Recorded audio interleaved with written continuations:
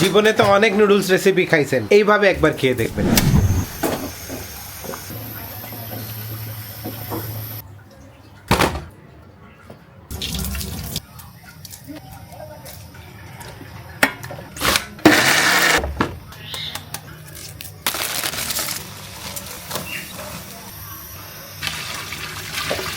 পেঁয়াজ কুচি, টমেটো কুচি, মরিচ কুচি, গাজর কুচি, ধনিয়া পাতা কুচি।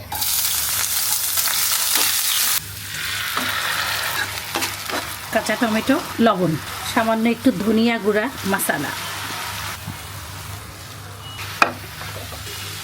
এখন বাকি যে 2 প্যাকেট ছিল মশলা সেটা দিয়ে দিলাম। নামানোর আগে ধনিয়া পাতা।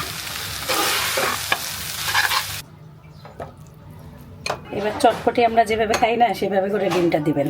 অনেক টেস্টফুল হয়েছে, অনেক মজা লাগতেছে খায়। একদম অন্যরকম নুডলস রান্না, এটা খুব মজা হয়েছে, বেস্ট। এরকম নুডলস আমি আগে খাইনি। এত সুন্দর ফ্লেভার, টমেটো পোড়ার ঘ্রাণ আসতেছে, স্পাইস পারফেক্ট। আমাদের দেশি প্যালেটের জন্য এটা একটা বেস্ট নুডলস রেসিপি হতে পারে। খুবই দারুণ, একটু ঝাল ঝাল, অন্যরকম।